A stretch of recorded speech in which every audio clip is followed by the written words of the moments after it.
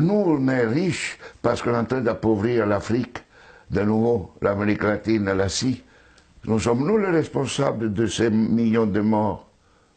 C'est nous qui disons que tu dois avoir accès à l'eau simplement si tu la payes.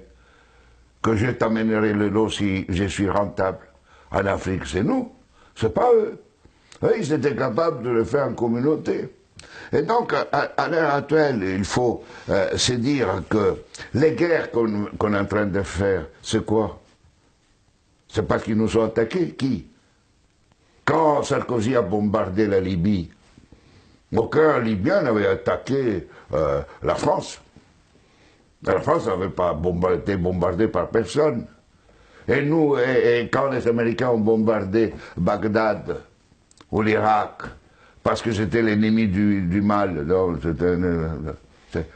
tous ces millions qui sont morts, et tous ces millions de réfugiés syriens, irakiens, etc., c'est qui eux, ils sont voulus. Et nous, on a le courage après de dire, je vais t'aider pour rester chez toi. Hein? Alors qu'on les a créé les conditions pour qu'ils doivent fuir. Et nous, on va dire hypocritement à cette Europe qui hypocritement donne 6 milliards à la Turquie, 2 milliards aux Libyens pour pouvoir tenir les gens qui viennent d'Afrique, où on est en train d'alimenter, nous, les guerres. Mais il faut s'arrêter de se raconter des balivernes ici. Hein? Il faut arrêter.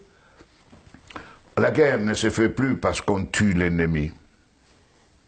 La guerre est devenue, grâce à la technologisation, elle était aussi d'avant, mais elle est devenue une activité économique la plus rentable après l'industrie pharmaceutique et l'industrie informatique. On fait la guerre parce que c'est rentable.